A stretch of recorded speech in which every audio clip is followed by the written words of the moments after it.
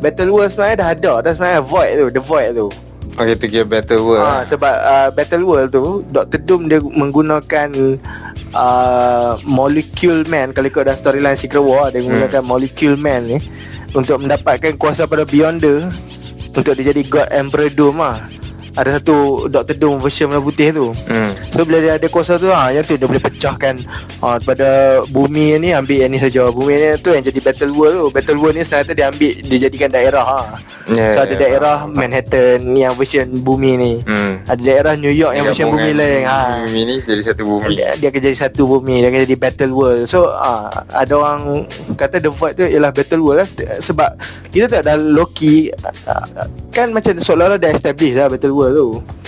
Macam okay, kita tengok ni yang belah-belah geng-geng Loki tu, yang variant Loki tu. Lepas tu lagi yang belah Deadpool tu saja, ada yang Fox apa semua dah macam tu lah.